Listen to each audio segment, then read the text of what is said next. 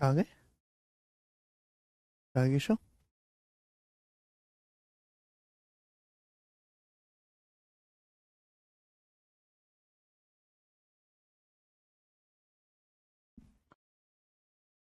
Hello दोस्तों, नमस्ते भाई, गुड इवनिंग। कैसे हैं आप सभी लोग? बच्चों कैसा महसूस कर रहे हैं? हाँ भाई साहब।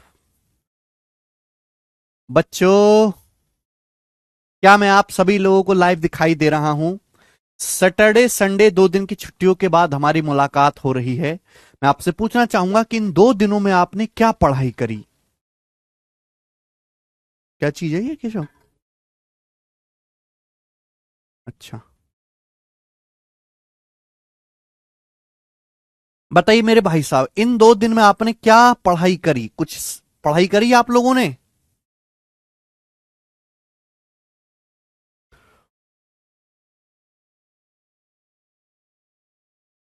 दिख रहे हैं? अरे हटाओ ये। किसी को किसी का कमेंट नहीं दिखना चाहिए केशव। हैं?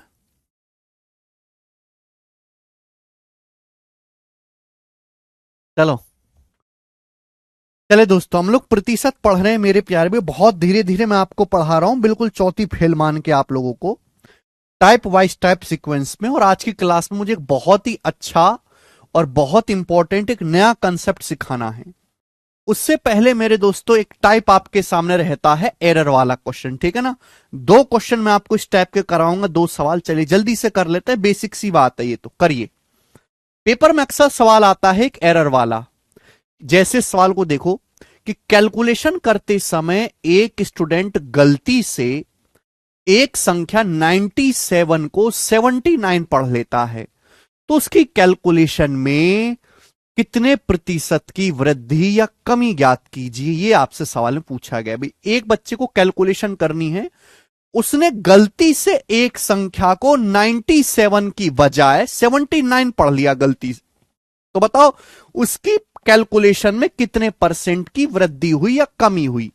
देखो, यानी कि सही एक्चुअल में कैलकुलेशन में नंबर क्या है? 97, लेकिन गलती से हमने 97 को 79 पढ़ लिया, तो भैया आंसर तो हमारा कम आ जाएगा, तो यानी कि डिक्रीज हो जाएगा। तो डिक्रीज वाला आंसर होना चाहिए। अगर हमने 97 को 79 पढ़ लिया मेरे दोस्तों, तो कितने की कमी होगी? 17 में से 9 गया मेरे दोस्तों 8, और ये आ गया मेरे दोस्तों यहां पे 8 में 7 गया 18, 18 की कमी हो गई बटे 97। परसेंटेज में कितना आएगा भाई? एक्चुअल में जो सही नंबर है वो 97 है, लेकिन हमने गलती से कितना पढ़ लिया? 79 पढ़ लिया, तो कितना कम पढ़ा मेरे दोस्तों? कितनी होगी गड़बड़ कैलकुलेशन में? 97 में से 79 घटाइएगा, तो मेरे दोस्तों 18 की कमी कर दी हमने। परसेंटेज में इंटू 100%। अब 1800 को अगर 97 से भाग दिया जाएगा, 1800 को 97 से, तो आप मुझे बताओ क्या आएगा? जल्दी से जवाब दीजिएगा। तो मेरे दोस्तों 18 तो नहीं आना चाहिए, 19 आना चाहिए। भाई 97 एकम 97, ये आपका बच भी जाएगा मेरे दोस्तों। कितना बच जाएगा? 830 बच जाएगा। 97 से कितनी बार जाएगा मेरे दोस्तों? ये 9 बार तो जाएगा। 9 72 9, और ये मेरे दोस्तों 97 से ये 9 बार जाएगा कि 9 9 81, 9 7 63, बिल्कुल सही। यानी कि अप्रोक्स आपका 9 बार जाएगा, तो लगभग 19% की कमी हो जाएगी, ठीक है ना? तो आंसर क्या है इस सवाल का? B option, 19% decrease. 18.5 से ज्यादा आएगा तो लगभग 19% आएगा। अच्छा, डिक्रीज वाला ये भी है ना? तो एग्जैक्ट दे रखा है इसने, तो एग्जैक्ट दे रखा है, डी ऑप्शन आएगा। एग्जैक्ट 18.5 से हल्का सा ज्यादा आएगा, एक ही ऑप्शन है, 18.55% डिक्रीज। इंक्रीज का मतलब होता है वृद्धि, डिक्रीज का मतलब होता है कमी। यहां पे एग्जैक्ट 18.55% आंसर दिया हुआ है, यही उत्तर हो जाएगा, ठीक है ना? अप्रोक्स नहीं निकालेंगे हम, एग्जैक्ट दिया हुआ है जब। ठीक है जी, कुछ भी प्रॉब्लम नहीं है, आसान से सवाल था ये। भाग देना है आपको और कुछ नहीं करना। एक और सवाल, एक और सवाल ऐसा ही बताओ। देखो ये थोड़ा सा इंटरेस्टिंग है, पेपर में बार बार आता है, ध्यान से सुनिएगा। यदि कोई स्टूडेंट किसी संख्या को 11/16 की बजाय 7/12 से गुणा करता है, तो उसके कैलकुलेशन में, उसके आंसर में कितने परसेंट की त्रुटि होगी, एरर होगी? भाई एक स्टूडेंट खाली बैठा था, तो उसके मास्टर ने कहा बेटे खाली बैठे बैठे कुछ काम हो नहीं रहा, तो एक काम कर, एक नंबर को 11/16 से गुणा कर दे। लेकिन 11/16 की बजाय लड़के ने उस संख्या को गुणा कर दी 7/12 से। तो भैया 11/16 की बजाय अगर हम 7/12 से गुणा कर देंगे किसी संख्या में, तो आंसर में तो गड़बड़ आएगी ना। पूछा कितने परसेंट की एरर आएगी। वैसे तो देखिए, जब हम बचपन में थे तो हम कैसे करते थे कि माना संख्या बराबर x। अब हम बचपन में तो है नहीं, अब तो हम जवान हो गए, फिर थोड़े से समझदार हुए तो हमने करना शुरू कर दिया कि हम माना संख्या 100 है। x मानने से सवाल सॉल्व तो जरूर होता है, लेकिन कैलकुलेशन हो जाती है। 100 मानने से कैलकुलेशन थोड़ी कम होती है। लेकिन आज हम बहुत समझदार हैं ना, आज हम x मान के सवालों को करते हैं ना 100 मान के करते हैं। जब कैलकुलेशन बहुत ही ज्यादा बढ़ रही हो तो हम सवालों को एलसीएम मान के सॉल्व करते हैं। आप संख्या को x मत मानो। बोला है कोई स्टूडेंट किसी संख्या को 11/16 की बजाय 7/12 से गुणा कर देता है, यानी कि हमको गुणा करनी थी 11/16 से, गलती से हमने किससे गुणा करती 7/12 से। तो बेटे यहां बटे 16 भी आ रहा है, यहां बटे 12 भी आ रहा है, यहां बटे 16 भी आ रहा है, यहां बटे 12 भी आ रहा है। तो कैलकुलेशन को कम करने के लिए मेरे प्यारे भाई 16 और 12 दोनों से कटने वाला आसान सा नंबर कौन सा है? 48। तो मैंने मान लिया कि माना जो संख्या है वो 48 है। मैंने ये मान लिया कि माना संख्या 48 है, माना संख्या 48 है। तो बच्चे हम समझदार हुए तो हमें एक्स मान के नहीं करना सवाल, एक्स मानने को डाल दो चूल्हे में। मैंने संख्या को 48 मान लिया। क्लियर है? आप बोलोगे हाँ सर। तो 48 को किससे गुणा करनी थी? 11/16 से। आप बताओ 48 को 11/16 से गुणा करेंगे तो क्या आएगा? 16 × 48 33 आना चाहिए, यानी कि सही आंसर आना चाहिए मेरे दोस्तों 33। लेकिन बच्चे ने गलती से गुणा किससे कर दी? 48 में बच्चे ने गलती से 7/12 से गुणा कर दी। तो क्या आ गया भैया? 12 चौक 48, आंसर आ गया 28। क्या गलत आंसर कितना निकाल दिया? 28। सही आंसर 33 आना चाहिए था, लेकिन लड़के ने गलती से क्या आंसर निकाल दिया? 28। तो बताओ आंसर में कितने की कमी हो गई? 5 की कमी हो गई। 5/33। 5/33 परसेंटेज में कितना आएगा मेरे दोस्तों? इंटू 100%, इंटू 100%, यही आएगा। तो 500/33। क्लियर है? आप बोलोगे हाँ जी सर बिल्कुल सही। वैसे तो 1/33 जो होता है वो 3% होता है, तो 5/33 जो आएगा लगभग 15% आएगा। 15% से ज्यादा ही आएगा, हल्का सा। 15% से हल्का सा ज्यादा बी ऑप्शन। भाई मैं ये भी तो कह सकता हूं कि 1/33 क्या है? 1/33 का मतलब 100 से गुणा, लगभग 3% आएगा, अप्रोक्स 3%। 3% से ज्यादा ही होगा। तो 5/33 क्या आएगा? 15% से हल्का सा ज्यादा, बी ऑप्शन आंसर है। ठीक है? 16.66 कैसे आ जाएगा भाई? यार तुम कुछ भी बोलते हो।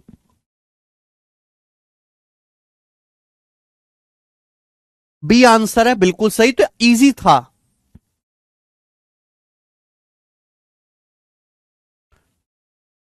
अब इससे सिंपल क्या होगा? और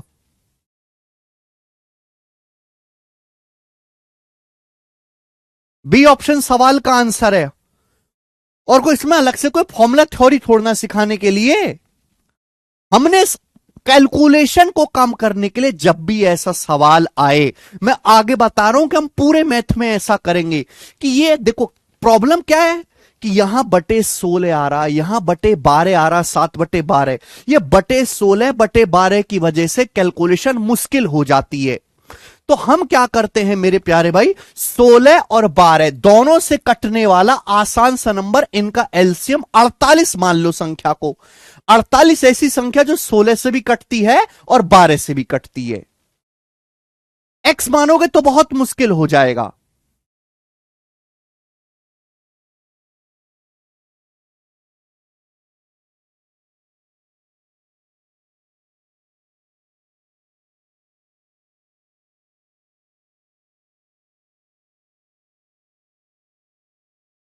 ठीक है? एलसीएम लेके इजी है। आगे चलते हैं नेक्स्ट। पता नहीं यार तुम कैसे बालक हो, समझ ही नहीं आता यार। हैं? दुनिया चांद पे पहुंच गई और तुम आज तक एक्सपर्ट के हुए हो। कि माना संख्या एक्स।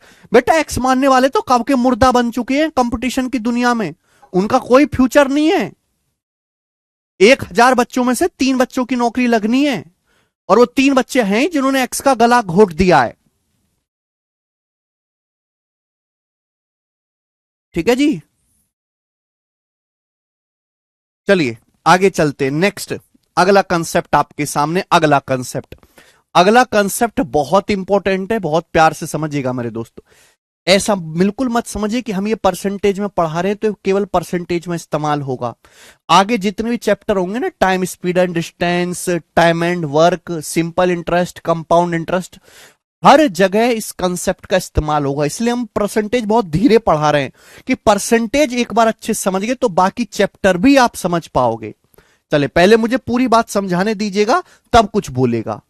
देखो मेरे प्यारे भाई, अगर दो संख्याएं हैं ए और बी इस प्रकार से, अगर दो संख्याएं ए और बी इस प्रकार से हैं कि उनका गुणनफल एक फिक्स नंबर है, कांस्टेंट है। सुनते रहिएगा। जैसे समझिए कि दो संख्याएं ए और बी इस प्रकार हैं। एक सेकंड मेरे प्यारे भाई, मान लीजिए कि ए और बी दो संख्याएं हैं इस प्रकार से कि उनका जो गुणनफल है, उनका जो प्रोडक्ट है, वो एक कांस्टेंट नंबर है, वो एक फिक्स संख्या है, वो एक कांस्टेंट नंबर है मेरे प्यारे भाई, वो एक फिक्स संख्या है। समझ में आई मेरी बात? गौर से सुनेगा कि माना दो संख्याएं ए और बी इस प्रकार से हैं कि उनका गुणनफल कांस्टेंट है, निश्चित संख्या है। कांस्टेंट का मतलब मेरे दोस्तों एक निश्चित, एक फिक्स नंबर है।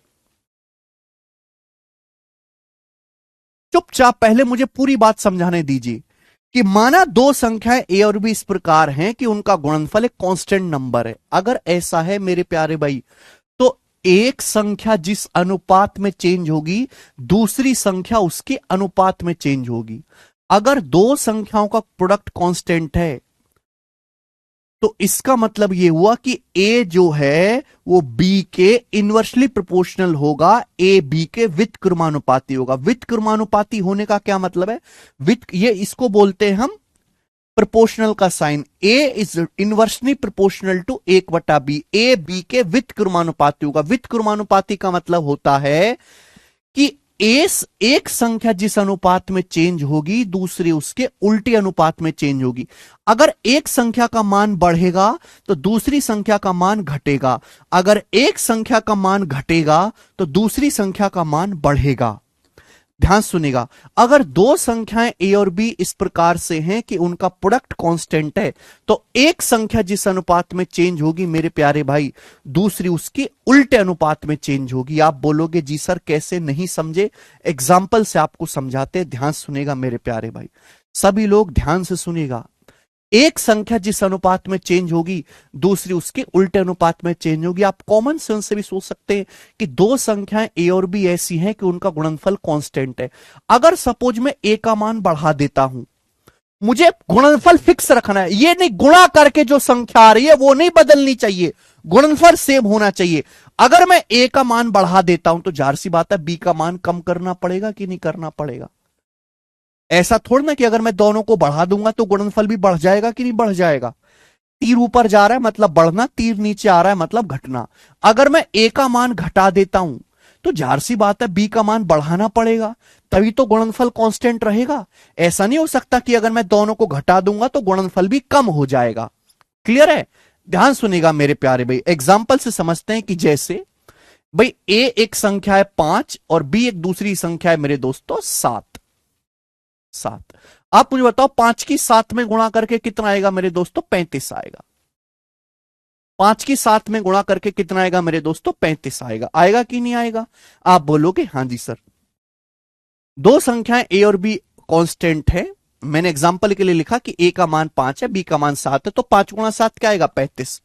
अब मुझे 35 से गुणनफल नहीं बदलना। गुणनफल 35 पहले भी था, गुणनफल आज भी 35 ही होना चाहिए। गुणनफल नहीं बदलना चाहिए। गुणनफल पहले भी 35 था, प्रोडक्ट आज भी 35 होना चाहिए। मैंने ए का मान 7 कर दिया। मैंने ए का मान 7 कर दिया। क्या कर दिया? ए का मान 7। एक बात समझाओ, तो आप मुझे बताओ बी का मान क्या होगा? अब बी का मान क्या होगा, जल्दी से जवाब दीजिएगा, बी का मान क्या होगा, फटाफट जल्दी से जवाब दीजिएगा, बी का मान क्या होगा, बी का मान क्या होगा, जल्दी से आप हमें बताएं। भाई मैंने ए का मान बढ़ा दिया, मैंने ए का मान 5 से 7 कर दिया, मैंने ए का मान बढ़ा दिया 5 से 7। आप मुझे बताओ, मुझे गुणनफल नहीं बदलना। बी का मान था 7, अब बताओ बी का मान क्या हो जाएगा, बी का मान क्या होगा 5, बी का मान क्या हो जाएगा 5, बी का मान क्या होगा 5। क्लियर है, आप बोलोगे हां जी सर बिल्कुल सही। यानी कि अगर एक संख्या का मान बढ़ा है, एक संख्या का मान मेरे दोस्तों बढ़ा है, तो दूसरी संख्या का मान मेरे प्यारे भाई यहां क्या हुआ है, घटा है। एक संख्या का मान बढ़ा है तो दूसरी संख्या का मान घटा है।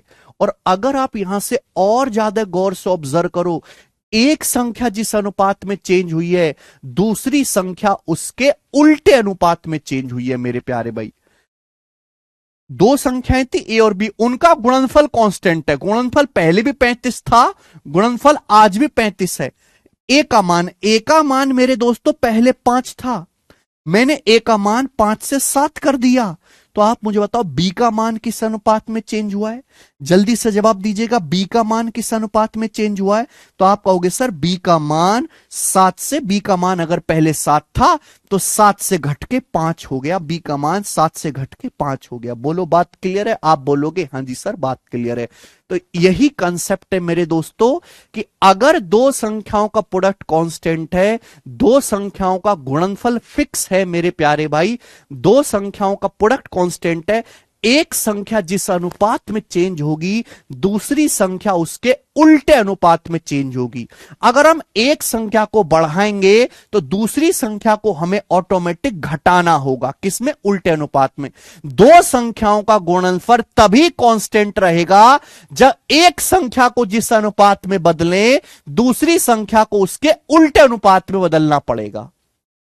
समझ में आई बात, आप बोलोगे हां जी सर बात तो समझ में आ गई। बहुत छोटा सा एग्जांपल है और इसी को टेक्निकल भाषा में हम कहते हैं इनवर्सली प्रोपोर्शनल।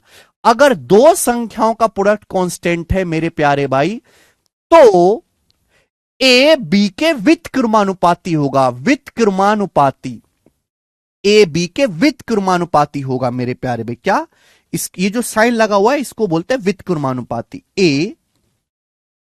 ए बी के व्युत्क्रमानुपाती होगा।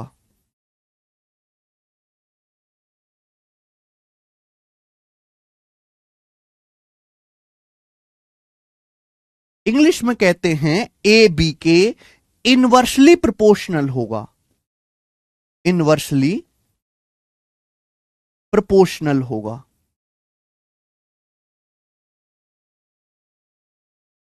अगर दो संख्याओं का प्रोडक्ट कांस्टेंट है, एक संख्या जिस अनुपात में चेंज होगी दूसरे उसके उल्टे अनुपात में चेंज होगी। व्युत्क्रमानुपाती नाम में क्लियर है, अनुपात व्युत्क्रम मतलब उल्टा, उल्टा अनुपात होगा।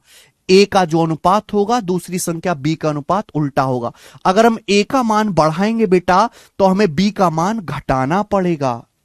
समझ में आया, आप बोलोगे हां सर अगर हम ए का मान घटाएंगे तो हमें बी का मान बढ़ाना पड़ेगा। आप बोलोगे जी बिल्कुल सही बात समझ में आ गई है, कोई भी परेशानी नहीं है। अगर दो संख्याओं का प्रोडक्ट कांस्टेंट है तो एक संख्या जिस अनुपात में चेंज होगी दूसरे उसके उल्टे अनुपात में चेंज होगी। मैं इस बात को एक बहुत बेहतरीन एग्जांपल से आपको समझाता हूं, बहुत बेहतरीन एग्जांपल से, ध्यान से सुनेगा मेरे प्यारे भाई, सभी लोग ध्यान से सुनेगा, सभी लोग ध्यान से सुनेगा मेरे दोस्तों।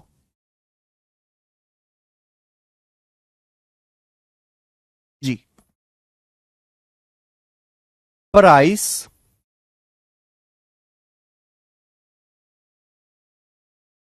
यहां ऐसे लिख देते हैं, एक्सपेंडिचर बराबर,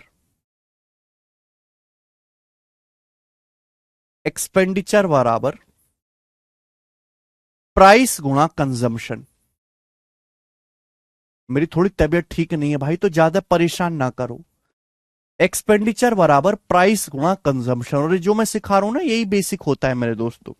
हिंदी में अगर कहें एक्सपेंडिचर को हम हिंदी में कहते हैं खर्चा, खर्चा बराबर कीमत गुणा उपभोग, खर्चा बराबर प्राइस मतलब कीमत गुणा खपत, खर्चा बराबर कीमत गुणा खपत, एक्सपेंडिचर बराबर प्राइस गुणा कंजम्पशन, खर्चा बराबर कीमत गुणा खपत, खर्चा बराबर कीमत गुणा खपत। आप बोलोगे हाँ जी सर बिल्कुल सही बात समझ में आई, खर्चा बराबर कीमत गुणा खपत। ये बात तो हर कोई जानता है, नहीं जानते तो मैं और इसको एग्जाम्पल समझाता हूं।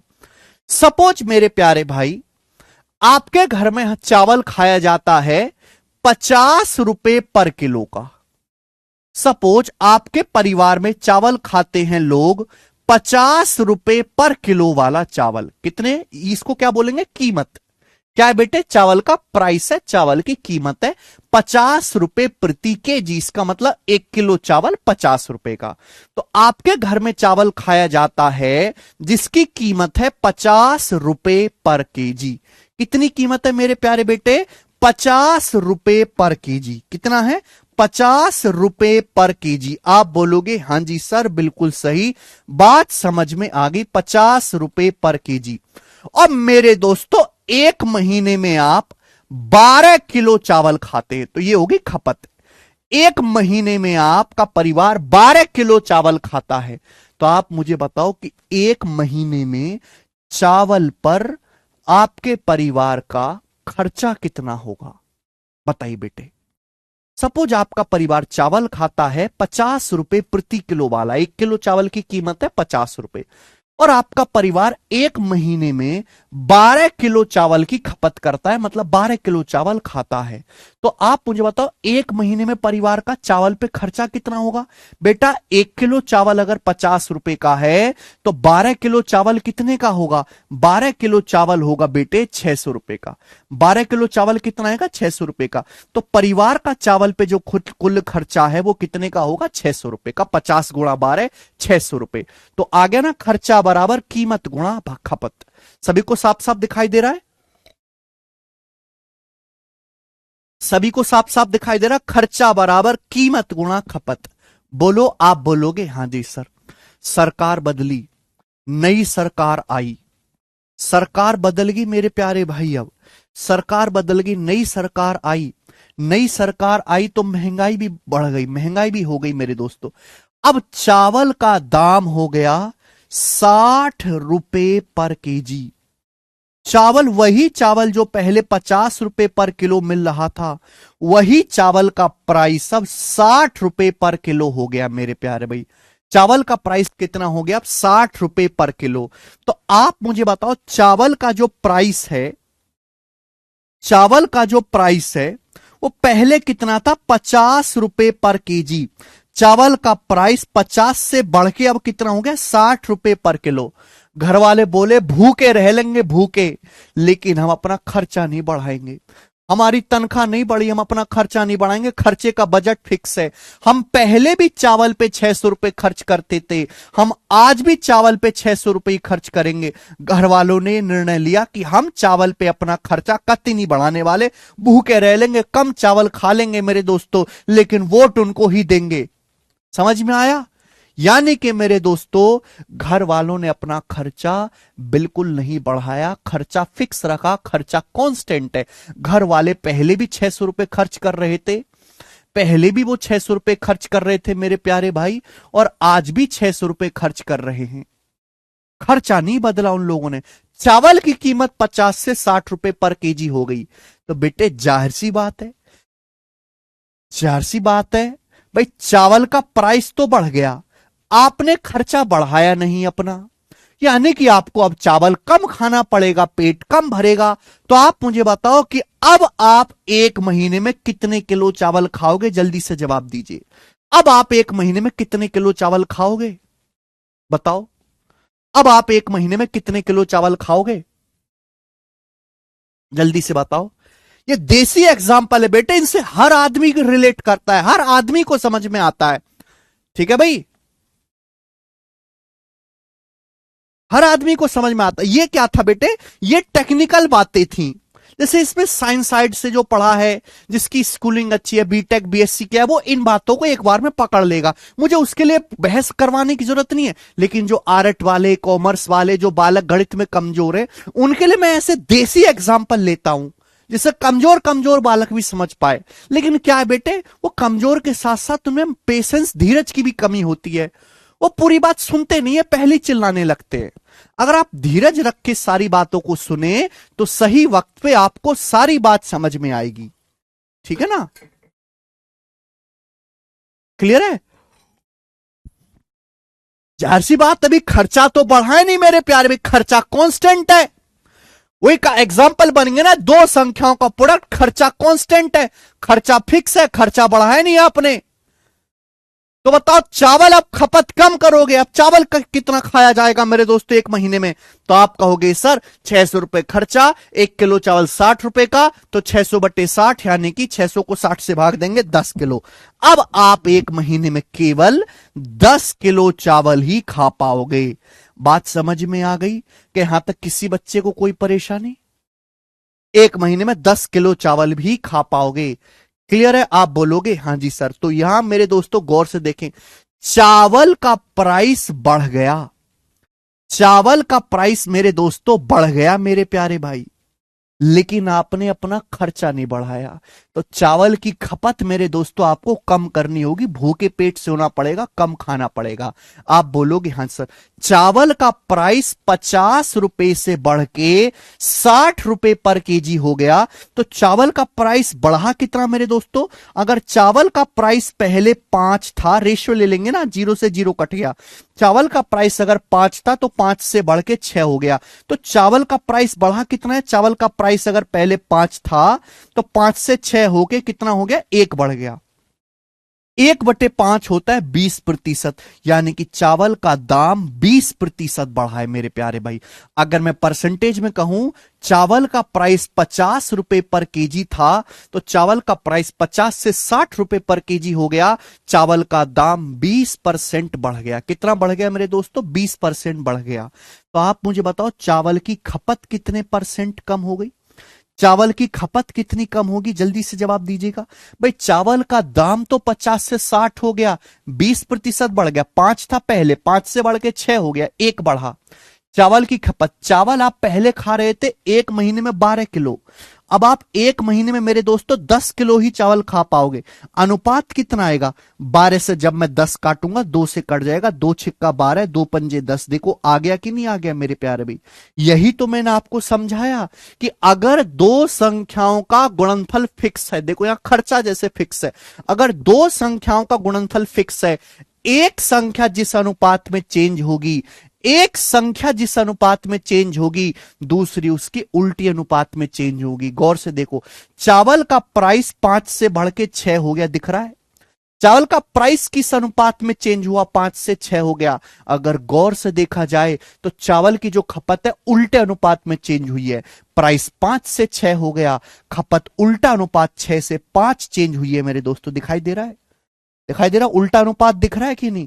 इसलिए कहा गया है कि अगर दो संख्याओं का गुणनफल फिक्स है, कांस्टेंट नंबर है, तो दोनों संख्याएं व्युत्क्रमानुपाती होगी। एक संख्या जिस अनुपात में बदलेगी, दूसरी संख्या उसके उल्टे अनुपात में बदलेगी। इसलिए कहा गया है मेरे प्यारे भाई, चावल का प्राइस 50 से 60 हो गया, अनुपात लिया तो चावल का प्राइस 5 से 6, 20% बढ़ गया। खपत पहले 12 किलो थी चावल पे, आप खपत 10 किलो हो गई। खपत 2 से काट लेंगे, अनुपात 6:5, यानी कि खपत 6 से 5 हो गई मेरे प्यारे भाई। तो यानी कि चावल की खपत अगर पहले 6 थी तो 6 से 5 होगी, तो कितना घट गई? 1 घट गई भाई। पहले 6 थी, 6 से अब 5 होगी, 1 घट गई। और 1/6 कितना होता है? 1/6 होता है 16 सही 2/3%। आप बोलोगे हां जी सर बिल्कुल सही। यानी कि मेरे प्यारे बच्चों, में कह सकता हूं कि चावल का दाम अगर 20% बढ़ा तो आपने चावल की खपत को 16 सही 2/3% कम कर दिया।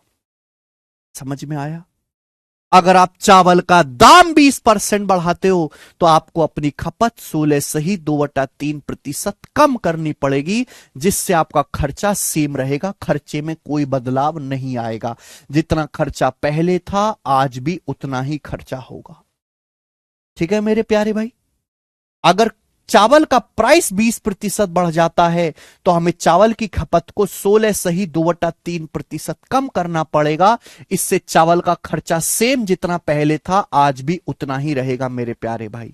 मुझे लगता है हर एक बच्चे को बात आसानी से समझ में आ गई है। हाँ जी स्टूडेंट, अगर आपको ये बात समझ में आई है तो कमेंट में यस लिख दो।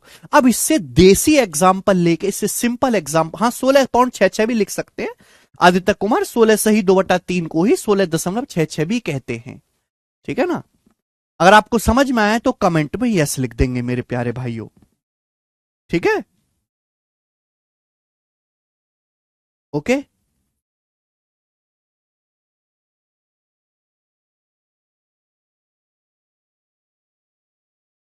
सभी को समझ में आया। देखिए पेपर में इतना लंबा सवाल नहीं लिखा हुआ आएगा, पेपर में बहुत छोटी सी बात लिखी हुई आएगी, वो मैं आपसे कहता हूं। ठीक है ना, वो मैं आपसे पूछता हूं, ध्यान सुनिएगा। अब ये तो मैंने आपको सिखाया बहुत डिटेल में, अब शॉर्ट में एग्जाम में कैसे करना है वो भी समझ लीजिए। देखिए हमने आपको समझा दिया अभी कि एक्सपेंडिचर बराबर प्राइस गुणा कंजम्पशन, खर्चा बराबर कीमत गुणा उपभोग, खर्चा बराबर कीमत गुणा उपभोग, खर्चा बराबर कीमत गुणा उपभोग, बता दिया, खर्चा बराबर कीमत गुणा खपत। आता है मेरे दोस्तों सवाल ये एग्जाम में कि खर्चा सेम रखने के लिए चावल की जो कीमत है, चावल की जो कीमत है मेरे प्यारे वो कितना, चावल की कीमत 25% बढ़ जाती है। चावल की कीमत 25% बढ़ जाती है। खर्चा सेम रखने के लिए बताओ चावल की खपत को कितने प्रतिशत कम करना होगा। यह सवाल एग्जाम में आपके सामने आएगा, बताएं। सवाल में कहा गया है कि चावल की कीमत 25% बढ़ जाती है, लेकिन हम अपना चावल पे खर्च को सेम रखना चाहते हैं, चावल के खर्च में कोई परिवर्तन नहीं करना चाहते। जितना खर्च हम चावल पे पहले कर रहे थे आज भी ही उतना खर्च करना चाहेंगे, तो बताओ चावल की खपत को कितने प्रतिशत कम करना पड़ेगा मेरे प्यारे भाई। क्लियर है, सवाल में कोई डाटा आपको नहीं दिया जाएगा। चावल का प्राइस 25% बढ़ गया, चावल का प्राइस 25% बढ़ गया। 25% कितना होता है मेरे प्यारे दोस्त, 1/4। 25% हो गया 1/4। पहले जो बाकी लोग करते हैं बेटा वो सिखा रहा हूं। चावल का प्राइस 25% बढ़ गया 1/4। 1/4 मतलब मेरे दोस्तों चावल का प्राइस अगर पहले 4 था तो 4 से बढ़ के 5 हो गया। तो चावल की खपत, अगर चावल का प्राइस 4 से 5 हो गया, इस अनुपात में चेंज हुआ है, तो खपत उल्टे अनुपात में चेंज होगी, 5:4। ये बात तो समझे। आप बोलोगे हाँ जी सर हम बात समझे।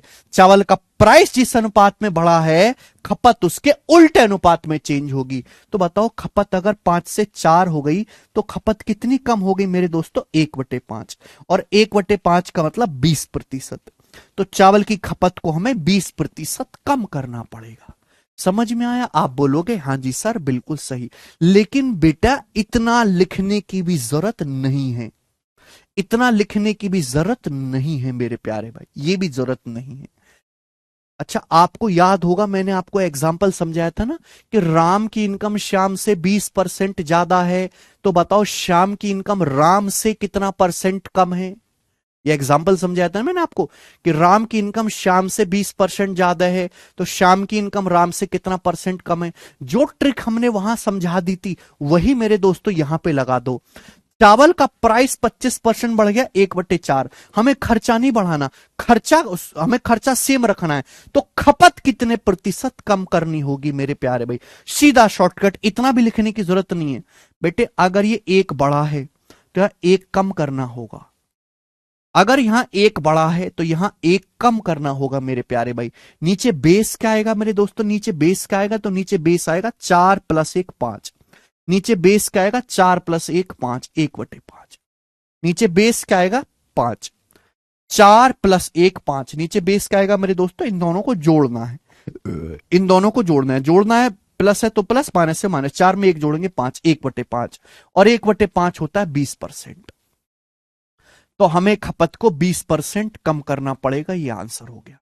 ऐसे करना आपको, ये बात भी लिखने की जरूरत नहीं है। मजा आया।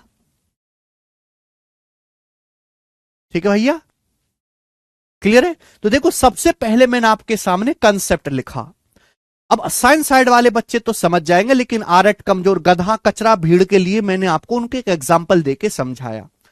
फिर देखो आपको इतना लिखने की जरूरत नहीं है मेरे प्यारे भाई, ये शॉर्ट में आपको करना है, शॉर्ट में।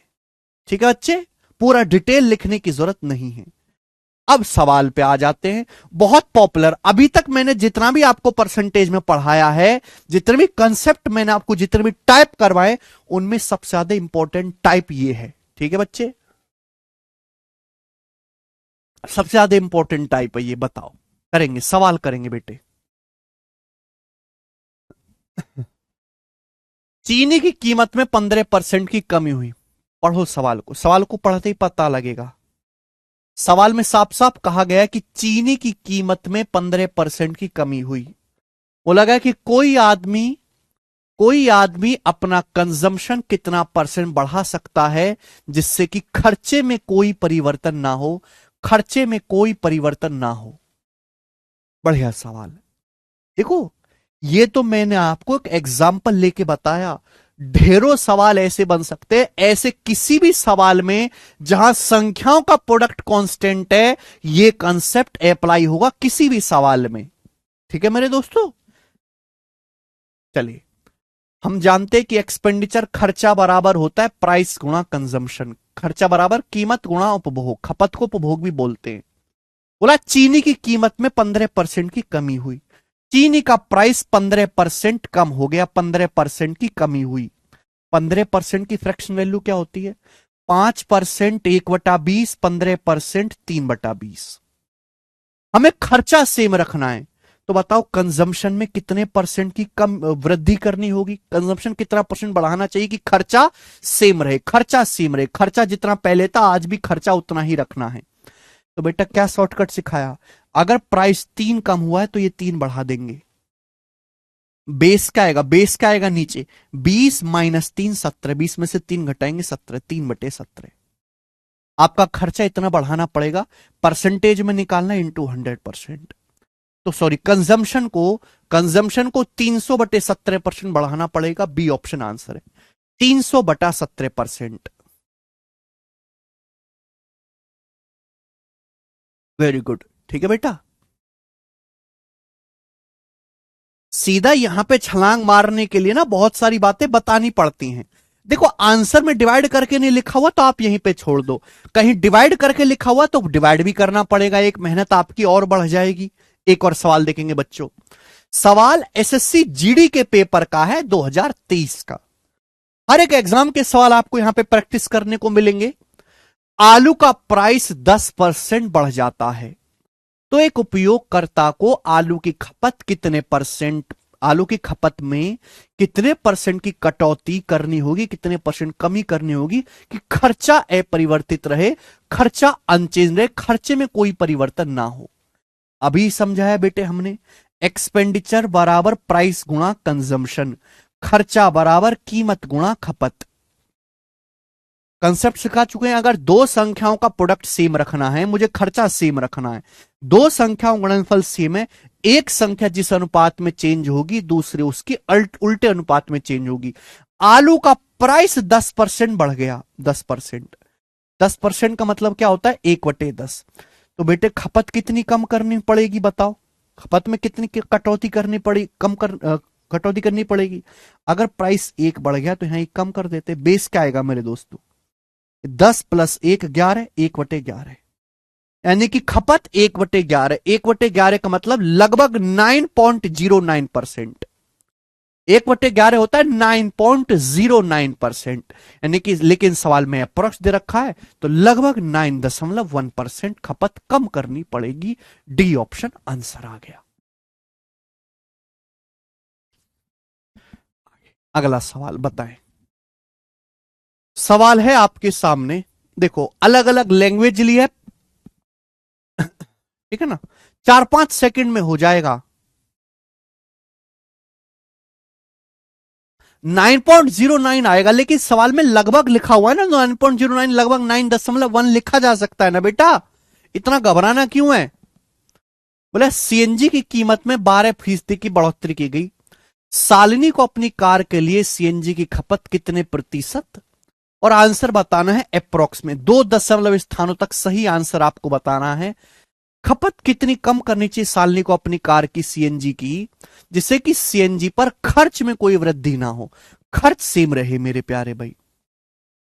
ठीक है, हर कोई जानता है कि खर्च बराबर क्या होता है, कीमत गुणा खपत, प्राइस गुणा कंजम्पशन। बोला गया सीएनजी की कीमत 12% बढ़ गई, सीएनजी की कीमत 12% बढ़ गई, 12% का मतलब 12%, 12%। 12% कितना होता है बेटे, 4% होता है 1/25, 12% है 4 का 3 गुना, 12% का मतलब हो गया 3/25।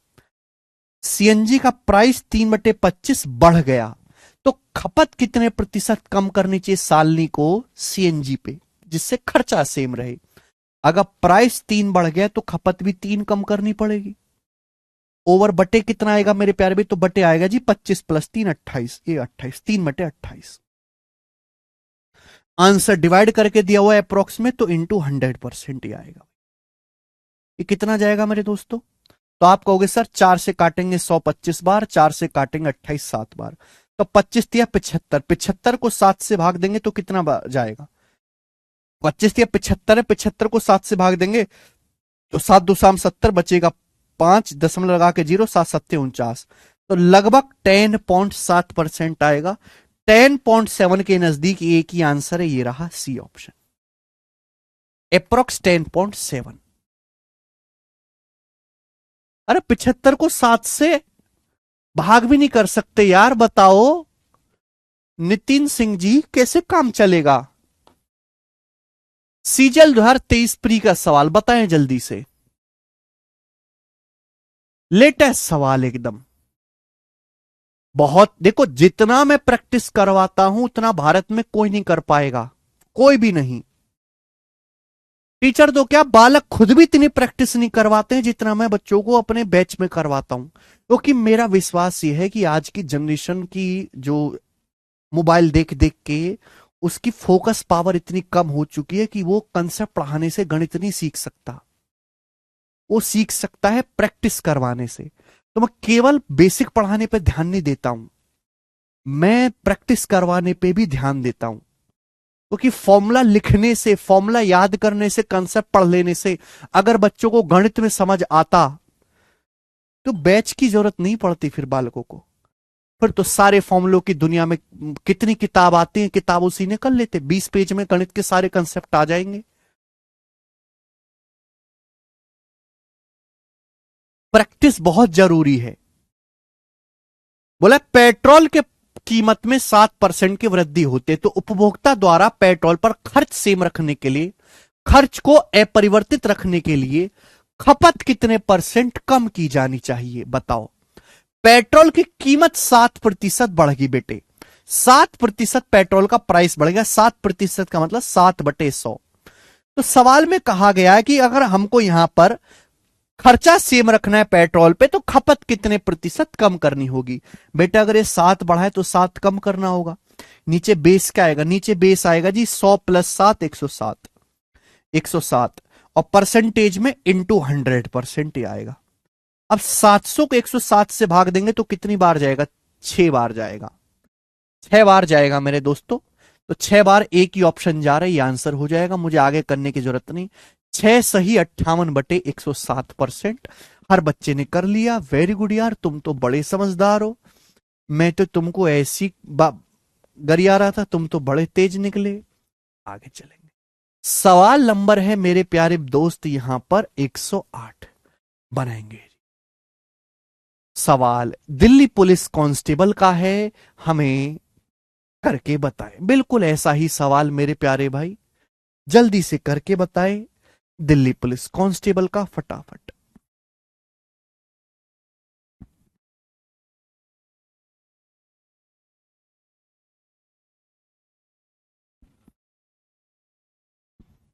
मुस्कान कह रहे सर आज तक कोई पंजाब से सीजल निकाला है, बहुत कम। हाँ यार, ये तो बड़े क्रिएटिव बात उठाई आपने। पंजाब से हमारे पास बहुत कम बालक आए हैं, आए हैं। सीजल नहीं निकाले हैं, बहुत कम पंजाब से निकाले हैं। ऐसा क्यों भाई? वैसे तो साउथ से भी बहुत कम लोग सीजल निकालते हैं, इसलिए क्योंकि साउथ से ये सब सरकारी नौकरी के झंझट में पड़ते ही नहीं है लोग, बहुत कम।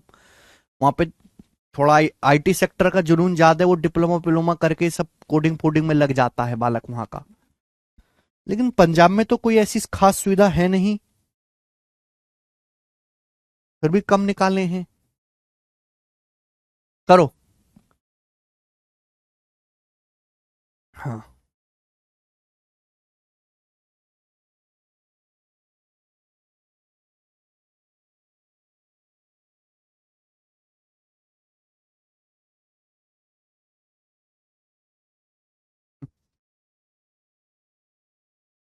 A option. अरे वाह, तुम तो बड़े सही हो बच्चे, ए ऑप्शन सब बच्चे आंसर बता रहे। 18.03%। वेरी गुड भाइयों, वेरी गुड। सभी को मैं 2-2 रुपए पेटीएम करूंगा जो सही बता रहे हैं यहाँ पे। ठीक है, मैं लगा देता हूं टीम को काम पे, सबको 2 रुपए करेगी पेटीएम। आगे चलेंगे। सवाल नंबर है मेरे प्यारे भाई आपके सामने यहां पर 109 करेंगे जी। सेम कंसेप्ट पे सवाल है।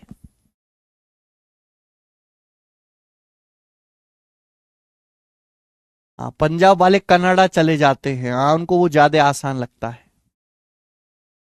Very good.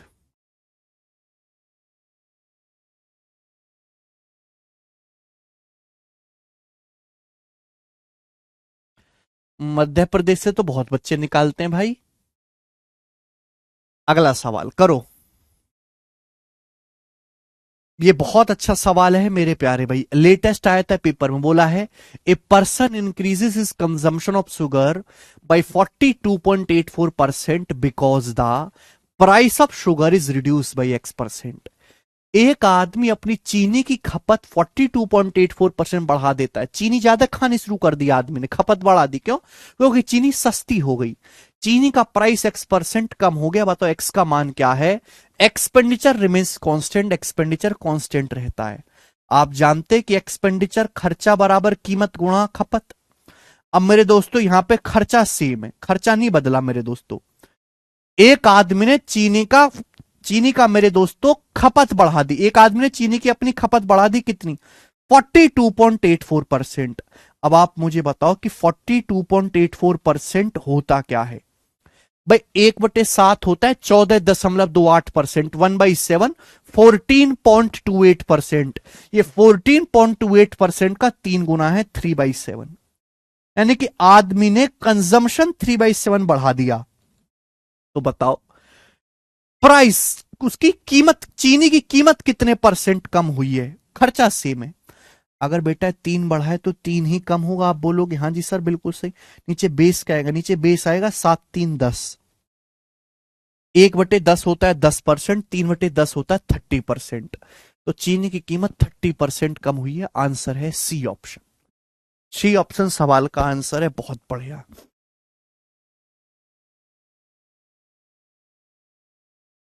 मजा आया।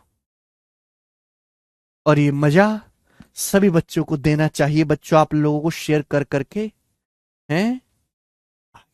सवाल नंबर 110, बहुत बढ़िया मेरे प्यार में, जीडी का सवाल। देखो, हर एक सवाल में बच्चों लैंग्वेज अलग है। हर एक सवाल में लैंग्वेज, मैं बेशक सेम कंसेप्ट के सवाल करवाता हूं, लेकिन उस सेम कंसेप्ट में भी मैं हर सवाल में कुछ ना कुछ नयापन रखता हूं। चाहे वो मेरे दोस्तों किसी के ऑप्शन फ्रैक्शन में है, किसी में कैलकुलेशन ज्यादा है, किसी की लैंग्वेज कंफ्यूजिंग है, हर बार आपको फ्रेश लगेगा। और अलग अलग एग्जाम के सवाल करवाता हूं, इसलिए मेरा बहुत ज्यादा समय जाता है रिसर्च करने में। मैं शाम को 4 बजे से क्लास लेना शुरू करता हूं, तो पूरा जो मेरे पास दोपहर का समय बचता है उसमें मैं केवल सीट तैयार करता हूं। बताइए।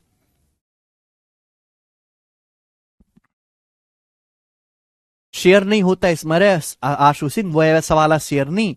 बच्चों को ज्यादा से ज्यादा बताना है, नए लड़कों को कैरविल एप्लीकेशन से जुड़ के पढ़ो, जीरो टू हीरो बैच में, ये वाला शेयर।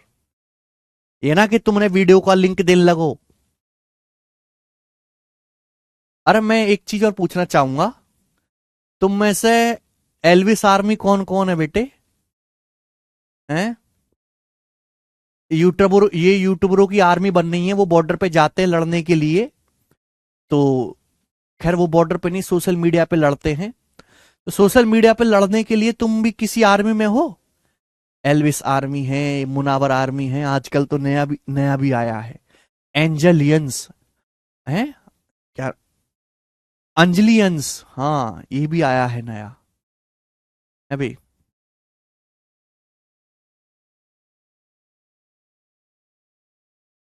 तो तुम में से भी कोई छपरी आर्मी में है?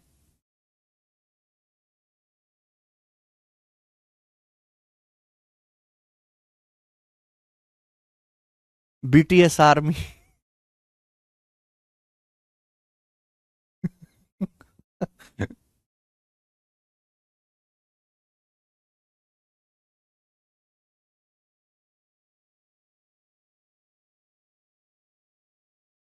मेरी एक बात गौर से सुनना, learn from everyone but follow no one, समझे? Learn from everyone but follow no one, किसी को फॉलो नहीं करना। समझ में आया? चलिए, पेट्रोल की कीमत 95 से 110 रुपए पर लीटर हो जाती है, तो रवि द्वारा पेट्रोल की खपत में कितने परसेंट कमी करनी चाहिए कि खर्चा सेम उतना ही बना रहे, खर्चा सेम उतना ही बना रहे? आप जानते हैं कि खर्चा बराबर होता है मेरे दोस्तों कीमत गुणा उपभोग। खर्चा बराबर कीमत गुणा उपभोग बोला है। पेट्रोल का प्राइस इस बार परसेंटेज में नहीं दिया, डाटा बोला है कि पेट्रोल का प्राइस पहले 95 था, 95 रुपए पर लीटर से 110 रुपए पर लीटर हो गया। पेट्रोल का प्राइस 95 से 110 रुपए पर लीटर हो गया। तो पेट्रोल का प्राइस किस अनुपात में चेंज हुआ मेरे दोस्तों? 5 से काटेंगे, 19 से 20, ये 5 से कट रहा है। पेट्रोल का प्राइस 19 से 20 हो गया मेरे प्यारे भाई। तो पेट्रोल पे जो आदमी की खपत है वो तो उल्टे अनुपात, सॉरी 19 से 22, 5 से 95 19 बार जाएगा, 110 22 बार जाएगा। पेट्रोल का प्राइस 19 से 22 हो गया, तो पेट्रोल पर जो आदमी की खपत है वो उल्टे अनुपात, रिवर्स अनुपात में चेंज होनी चाहिए कि नहीं? 22:19। पेट्रोल पर जो खपत है मेरे दोस्तों वो उल्टे अनुपात में चेंज होनी चाहिए, तभी तो खर्चा सेम उतना ही बना रहेगा। तो पेट्रोल पे जो खपत है वो 22 से मेरे दोस्तों 19 हो जाएगी। आप बोलोगे हां जी सर बिल्कुल सही। 22 से 19 हो जाएगी तो कितनी कम हो जाएगी मेरे दोस्तों खपत? 3, 3/22। आप बोलोगे हां जी सर बिल्कुल सही। 1/22 क्या होता है? मैंने आपको बताया कि 1/22 जो होता है 4.54% होता है अप्रोक्स। 1/22 होता है 4.54%, 3 गुना है, तो 4.5 गुना 3 13.5, तो 13.5 से हल्का सा ज्यादा आएगा, 13.5 से हल्का सा ज्यादा आएगा, लेकिन 14 से कम रहेगा भाई। इसकी जब गुणा करेंगे 14 से तो कम ही रहेगा। तो एक ही ऑप्शन है मेरे दोस्तों, डी ऑप्शन इस सवाल का आंसर है, लगभग 13.64%। ठीक है भाई, बात आई समझ में? एक बात बताओ, इन लोगों की आर्मी करती क्या है भाई? ये जो है बनी हुई है आर्मी, इसमें इतने तो गारंटी से हूं कह सकता हूं कि इनकी आर्मी में सब बेरोजगार लोग होंगे। काम धंधे वालों को इतना टाइम है ही नहीं कि किसी और के लिए लड़ाई करे जो शायद उससे कभी जिंदगी में मिले भी ना। हम्म 13.64% के आसपास आएगा। बढ़िया जी, आगे चलते हैं। बस मुझे भी एक आर्मी बनानी है ऐसी। कौन कौन आएगा मेरी आर्मी में? एक और सवाल बच्चों ऐसा ही करके बताएं। मैं भी बना रहा हूं बेटे एक आर्मी। नाम रखूंगा मैं जहरीली आर्मी, नाम रखूंगा भाई मैं तो। कैसा लगा?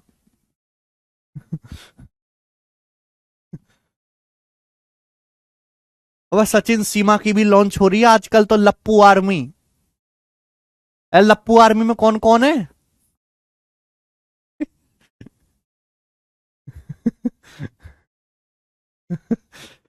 चीफ, चीफ की पोस्ट खाली है भाई हमारी आर्मी में, बताओ कौन लेगा चीफ वाली पोस्ट?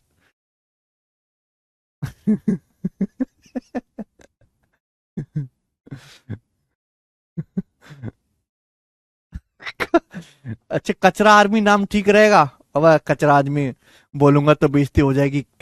पता किसी से सोशल मीडिया पे लड़ाई चल रही है, डिबेट, मैं कहूँ अभी लेकर आ रहा हूँ अपनी कचरा आर्मी को, वो वहीं हंसन लगेगा, आगे ही आ गए, तो या तो बेइज्जती हो जाएगी। कचरा आर्मी नहीं रखेंगे भाई। सैलरी कितनी होगी? भाई जितनी ये देते हैं उससे तो थोड़ी कमी दूंगा मैं। 2 पैसा दूंगा भाई, 2 पैसा पर कमेंट।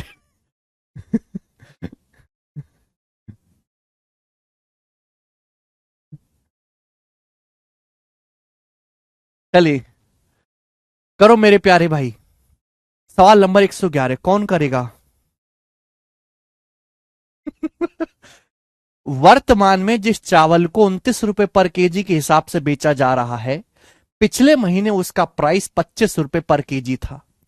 किसी परिवार को चावल की खपत को कितना परसेंट कम करना चाहिए जिससे कि खर्चा पहले के समान रहे? देखो मेरे दोस्तों, आप जानते हैं कि एक्सपेंडिचर बराबर प्राइस गुणा कंजम्पशन, खर्चा बराबर कीमत गुणा उपभोग। सवाल में बोला गया कि प्रेजेंट में जिस चावल का प्राइस 29 रुपए पर किलो है, पिछले महीने उसका प्राइस 25 रुपए पर किलो था। मतलब चावल का प्राइस पिछले महीने 25 रुपए पर केजी था, अब प्राइस 25 से 29 हो गया, तो प्राइस इस अनुपात में चेंज हुआ, तो कंजम्पशन तो उल्टे अनुपात में चेंज होगा ना। खर्चा सेम रखना है, खर्चा सेम रखना है, तो खपत उल्टे अनुपात में चेंज हुई होगी 29 से 25। तो बताओ खपत कितनी कम करनी पड़ेगी मेरे प्यारे दोस्तों? खपत कितनी कम करनी पड़ेगी? 4। 29 से 25, 4 कम करना पड़ेगा, 4/29। परसेंटेज में कितना आएगा? इंटू 100%। तो 400/29% खपत कम करनी होगी। कितना आएगा बेटे ये? अब देखो यहां डिबेट का विषय है कि 13, ये अप्रोक्स में बताना है, निकटतम पूर्णांक तक। जब मैं 400 को 29 से भाग दूंगा तो 29 एकम 29, सॉरी,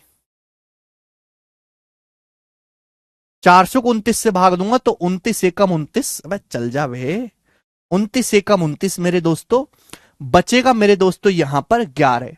तो 29 तिया 87, 87 के बाद जो है मेरे प्यारे भी कितना बच जाएगा? 13 और 10, 23 बच जाएगा।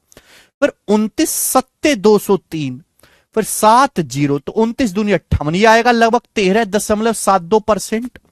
तो आंसर जो आया वो 13.72 आया है।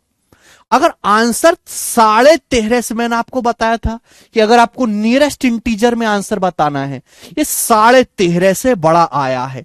जब ये 13.5 से बड़ा आया है तो हम इसके जो नियरेस्ट इंटीजर है वो 13 नहीं लेंगे, 13 गलत हो जाएगा, 14% लेंगे मेरे दोस्तों, 14%। अगर 13.5 से बड़ा आया है तो हम 14% लेंगे बेटे अप्रोक्स। अगर 13.5 से कम आता तो हम 13% लेते। बात आई समझ में? ये मैंने पहले भी बता दिया है, ये लगभग 14% के करीब आएगा। ठीक है जी। Bigg Boss is a platform to find biggest छपरी ऑफ इंडिया।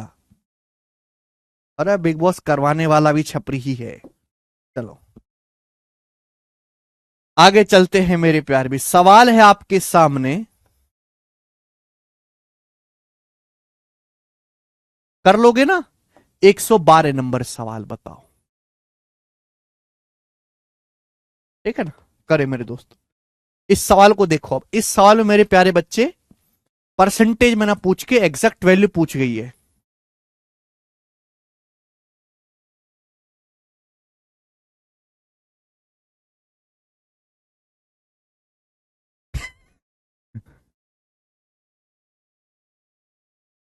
ना भाई, मैं भी सीरियस हूं, I am very serious, I am making a army. ठीक है।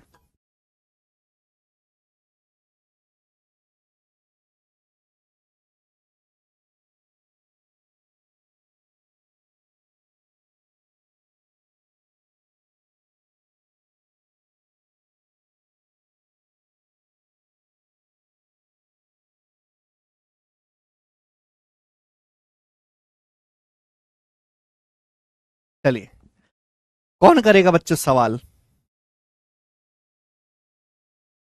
ठीक है, जैसे जैसे हम आगे बढ़ रहे हैं वैसे वैसे लैंग्वेज को भी ट्विस्ट करते जा रहे हैं, ठीक है ना। चावल की कीमत में 35% की गिरावट आती है, ज्ञात करें उतने ही रुपए में चावल की कितनी अतिरिक्त मात्रा खरीदी जा सकती है जो पहले 104 किलो चावल खरीदने के लिए पर्याप्त थी। बहुत बढ़िया। चावल का प्राइस 35% कम हो जाता है, जाहिर सी बात है 35% प्राइस कम हो गया, चावल सस्ता हो गया। तो आपसे पूछा कितनी एक्स्ट्रा क्वांटिटी चावल खरीदा जा सकता है उसी पैसे से, सेम उतने ही पैसे से जिस पैसे से पहले 104 किलोग्राम चावल आ रहा था। तो मेरे प्यार भी आपने खर्चा नहीं बदला, जितना पैसा पहले आप खर्च कर रहे थे उतना पैसा हम आज भी खर्च कर रहे हैं। आप बोलोगे हाँ जी सर बिल्कुल सही। देखो हम लोग ये बात जानते हैं कि खर्चा बराबर कीमत गुणा उपभोग। हम खर्चा नहीं बदल रहे, जितना खर्चा पहले कर रहे थे आज भी उतना ही खर्चा करेंगे, खर्चा सेम रख रहे हैं। चावल की प्राइस 35% कम हो गई। 35% का मतलब होता है 5% 1/20, 35% 7/20। चावल का प्राइस मेरे दोस्तों 35% कम हो गया 7/20, यानी कि प्राइस अगर पहले 20 था तो 20 से 7 कम होकर 13 हो गया।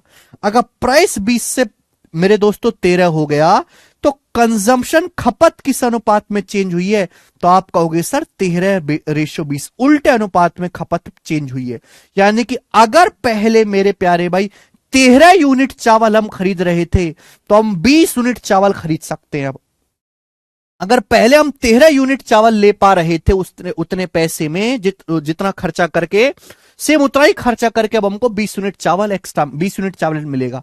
तो कितना चावल एक्स्ट्रा मिलेगा मेरे प्यारे भाई, 7 यूनिट चावल हम एक्स्ट्रा खरीद सकते हैं। आपसे यही वैल्यू पूछी है, 7 यूनिट की वैल्यू।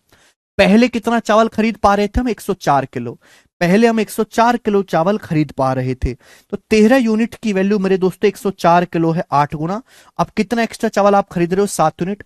7 यूनिट की वैल्यू भी 8 गुना है, 7 यूनिट की वैल्यू भी 8 गुना है, 7 अट्टे 56 केजी। तो 56 केजी चावल मेरे दोस्तों हम अधिक खरीद सकते हैं, ये इस सवाल का आंसर हो जाएगा।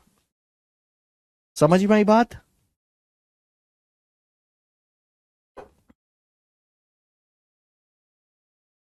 कर पाओगे बेटा। नेक्स्ट आगे चलते हैं मेरे प्यारे बच्चे। सवाल नंबर है यहां पे, ये तो 112 था, हम लोग लेंगे सवाल नंबर 113, करके बताएं। सवाल सीटसल के टीयर 1 के पेपर में आया है 2022 में, आपसे बिल्कुल लेटेस्ट सवाल पूछ रहा हूं, बनाओ। बोला एक वस्तु के प्राइस में 25% की कमी हो जाती है, इसलिए खर्चे को समान रखने के लिए एक परिवार ने उस वस्तु की खपत में 20 किलोग्राम की वृद्धि की, खपत में 20 किलोग्राम की वृद्धि की। पूछा है परिवार की पहले खपत कितनी थी, परिवार की पहले खपत कितनी थी आपसे पूछा गया है। ठीक है मेरे प्यारे भाई, बेसिक सी बात है मेरे प्यारे भाई। ठीक है भाई, एक वस्तु का प्राइस 25% कम हो जाता है, प्राइस 25% कम हो गया, 25% मतलब 1/4। एक वस्तु का प्राइस 25% कम हो गया, 25% मतलब 1/4। प्राइस अगर 4 था तो 4 से 3 हो गया। भाई प्राइस कम हो गया जबकि हमको खर्चा समान रखना है, खर्चा समान रखना है तो खपत हम बढ़ा सकते हैं। प्राइस अगर 25% कम हो गया 4 से 3, तो खपत उल्टे अनुपात में चेंज हो जाएगी 3 से 4। बोला है खर्चा सेम करने के लिए आदमी ने खपत 20 किलोग्राम बढ़ा दी, यानी कि खपत अगर पहले 3 थी तो खपत अब 3 से 4 होगी। आदमी ने खपत कितनी बढ़ा दी, 1 यूनिट। सवाल के अकॉर्डिंग खपत बढ़ाई कितनी गई है, 20 किलोग्राम। तो 1 यूनिट की वैल्यू 20 किलोग्राम है। सवाल में पूछा गया परिवार की पहले खपत कितनी थी, तो पहले खपत थी 3 यूनिट। तो 3 यूनिट की वैल्यू क्या आएगी, अगर एक की वैल्यू 20 है तो 3 की वैल्यू आएगी 3 गुणा 20, 60 किलोग्राम। तो 60 किलोग्राम परिवार की पहले खपत थी, आंसर है पहला ऑप्शन। आपसे भी पूछ सकता है कि बताओ अब परिवार की नई खपत कितनी, तो नई खपत आपसे पूछा होता बाद की खपत, तो 4 यूनिट की वैल्यू निकालते 80 केजी। कर पाओगे बेटे। ये सेम कंसेप्ट पे सवाल है, बस यहां परसेंटेज बना पूछ के एग्जैक्ट वैल्यू पूछ ली गई है। बिल्कुल टाइप वाइज टाइप मैंने सीक्वेंस में लगाया है। देखो इतना इंपॉर्टेंट टाइप है, मैं ज्यादा सवाल करवा रहा हूं, ठीक है ना।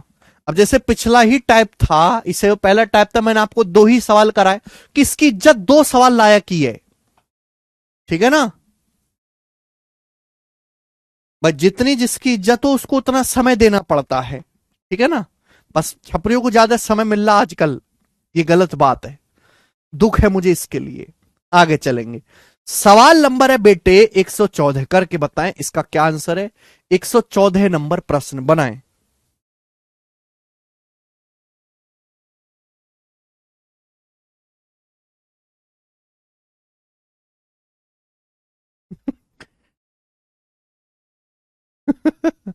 अच्छा गुर्जर साहब।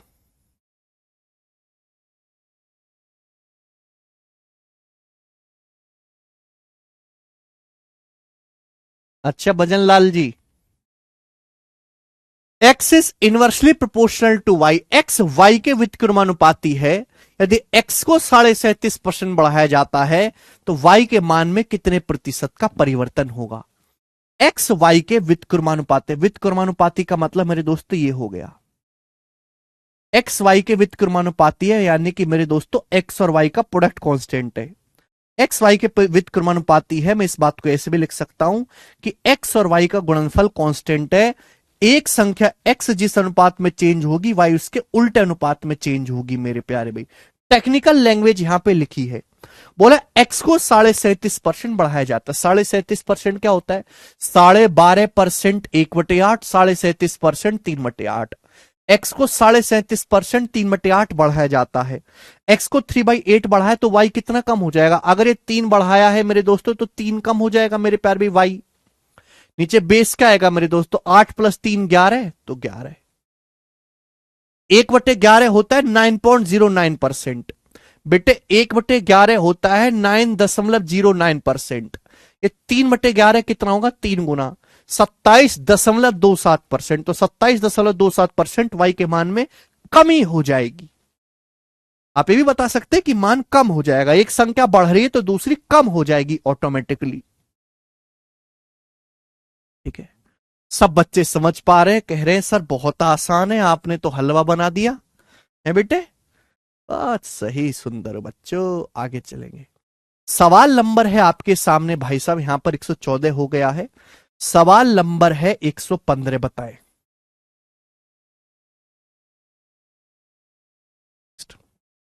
ये सवाल एमटीएस 2020 के पेपर में आया था, एमटीएस 2020 के पेपर में।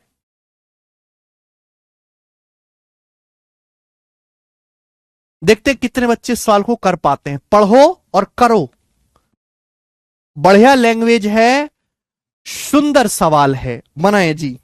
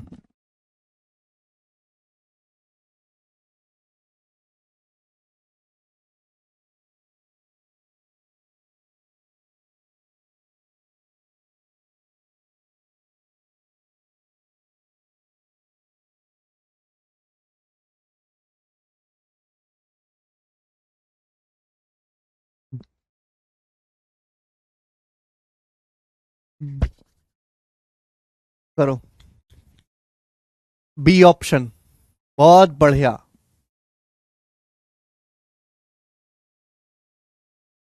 कुछ संकट के कारण राज्य ए से कुछ लोग राज्य बी में चले गए और दूसरे राज्य की जनसंख्या 19.96% बढ़ गई। हालांकि बाद में सभी लोग अपने राज्य ए में लौट पाए। फिर राज्य बी की जनसंख्या में कितने परसेंट की कमी आई? देखो सवाल के ऑप्शंस काफी ज्यादा दूर दूर है। एग्जामिनर जानबूझ के ऐसा डाटा देता है जिससे कि बच्चे इसकी परसेंटेज देख के भाग जाएं, को कैलकुलेशन में लग जाएंगे, जबकि करनी नहीं है। लगभग देखो ना, ये जानबूझ के किया है एग्जामिनर ने ऐसा। 19.96 लगभग 20% ही तो होता है। ये 20 के तो बहुत नजदीक है। 20% होता है 1/5।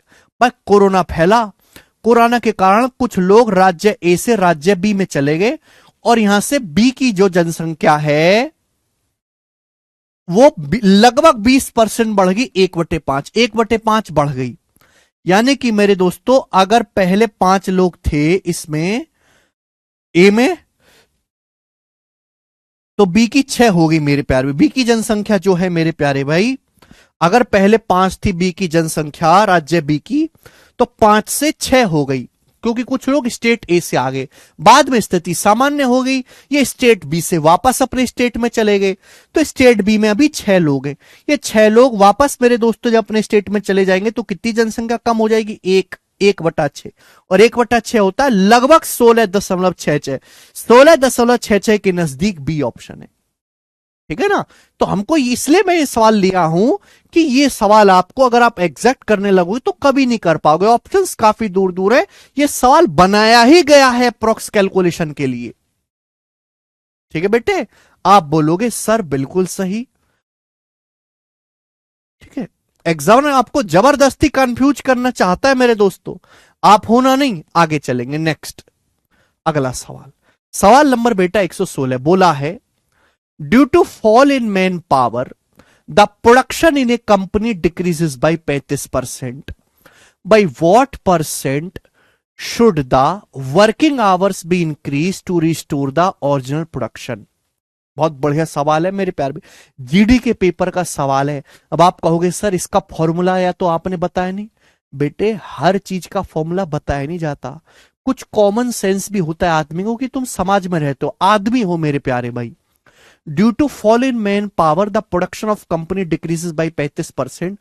Bye what percent should the working hours be increase to restore the original production? देखो मेरे दोस्तों, कंपनी में जो सामान बनता है, जो कंपनी में प्रोडक्शन होता है, जो कंपनी में उत्पादन होता है, वो 2 चीजों पे निर्भर करता है मेरे दोस्तों। कि कंपनी में मैन पावर कितनी है, मैन पावर कितनी है मेरे दोस्तों, इनटू कंपनी में जो लोग काम कर रहे हैं उनके वर्किंग आवर्स क्या हैं। ये बात कोई समझाने वाली नहीं है मेरे प्यार भी, कॉमन सेंस है मेरे प्यार भी। ठीक है, हिंदी में अगर कहें कि भाई कंपनी, जैसे खिलौना बनाने वाले कोई कंपनी है, खिलौना बनाने वाली, ठीक है बेटा। अब कंपनी में जितने ज्यादा आदमी होंगे उतना ज्यादा प्रोडक्शन होगा। इसको बोलते हैं डायरेक्टली प्रोपोर्शनल। जब ये साइन लगा हुआ है, अगर ये वाला साइन है, ये वाला sign, A is directly proportional to B. A 1/, नहीं है, यहां पे 1/, नहीं है, डायरेक्टली प्रोपोर्शनल टू बी का मतलब ये है कि ए जिस अनुपात में चेंज होगा बी उसी अनुपात में चेंज होगा। अगर आप ए को दुगना करोगे बी भी दुगना हो जाएगा, ए 5 गुना करोगे बी 5 गुना हो जाएगा, ए को आधा करोगे बी आधा हो जाएगा, ए को 25% करोगे बी भी 25% हो जाएगा। तो प्रोडक्शन, कंपनी का प्रोडक्शन डायरेक्ट डिपेंड करता है मैन पावर पे। आप ज्यादा लोग बढ़ा दोगे कंपनी में, ज्यादा खिलौने बनेंगे। आप लोगों से ज्यादा घंटे काम करवाओगे, 8 घंटे के बजाय लोगों से 10 घंटे काम करवाओगे, ज्यादा घंटे काम कराओगे, कंपनी में ज्यादा प्रोडक्शन होगा। समझ में आई ना बात? तो बात खुद से सोच सकते हैं कि प्रोडक्शन सीधा निर्भर करता है मैन पावर पे, वर्किंग आवर्स पे। इतनी बात यहां तक क्लियर है। आगे क्या बोला गया है कि भाई मैन पावर कम हो जाती है, उसकी वजह से प्रोडक्शन 35% कम हो गया। कंपनी में लोग कम आना शुरू करते हैं, कंपनी में स्टाफ कम हो जाता है, तो उसकी वजह से मेरे प्यारे भाई प्रोडक्शन 35% कम हो गया। इसका मतलब कंपनी में जो मैन पावर है वो 35% घट गई, उसकी वजह से मेरे दोस्तों प्रोडक्शन भी 35% कम हो गया।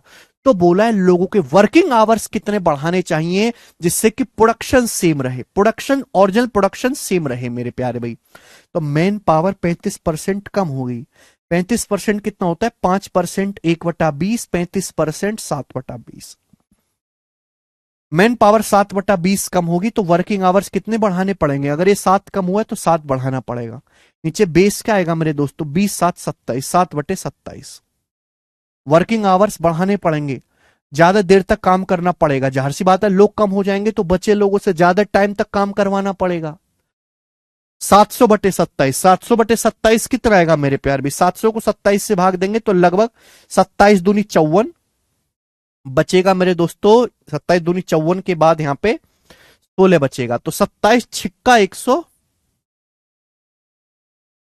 सॉरी नीचे 13 आएगा, सॉरी 13 आएगा, सॉरी नीचे ना ये 7 कम हुआ तो 7 बढ़ेगा, नीचे 20 - 7 13 आएगा, सॉरी 700/13। तो 700/13 कितना आएगा? 13 पंजे 65, 65 के बाद 5 0, 13 चौका 52, लगभग 54%। 54% से हल्का सा कम, 54 से हल्का सा कम, ये वाला आंसर है 53.85, 53.85%।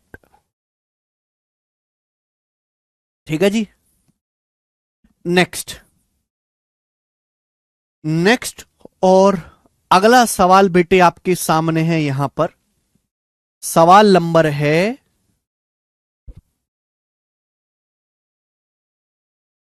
118 और ये लास्ट क्वेश्चन है भाई, और आगे अगला टाइप है वो मैं कल बताऊंगा। बोलो, एक त्रिभुज के आधार में 66 सही 2/3% की वृद्धि की जाती है। इस त्रिभुज का क्षेत्रफल सेम रखने के लिए ऊंचाई कितने प्रतिशत कम करनी चाहिए?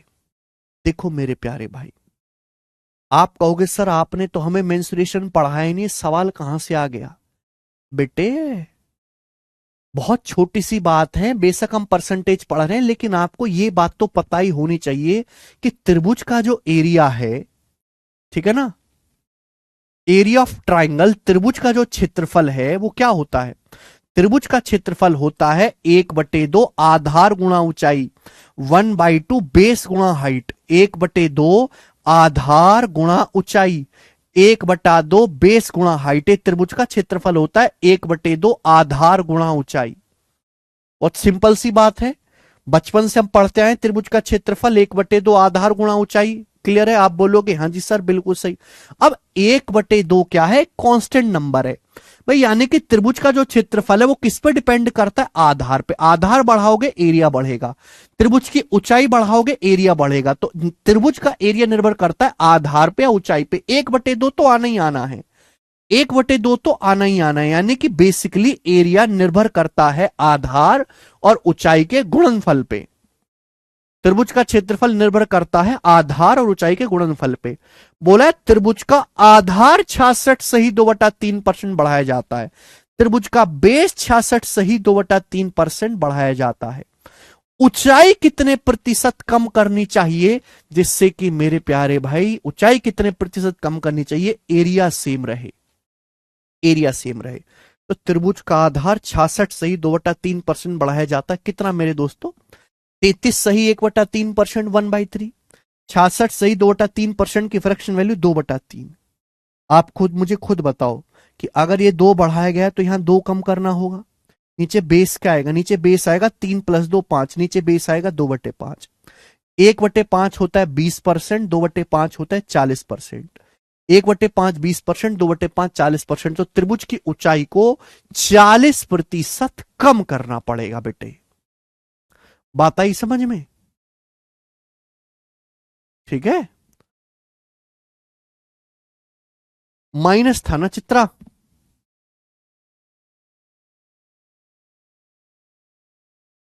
ओके चलिए, वेरी गुड। आज की क्लास को मेरे दोस्तों हम यहीं पे छोड़ते हैं, इसके आगे जो है हम कल करवाएंगे अगला टाइम।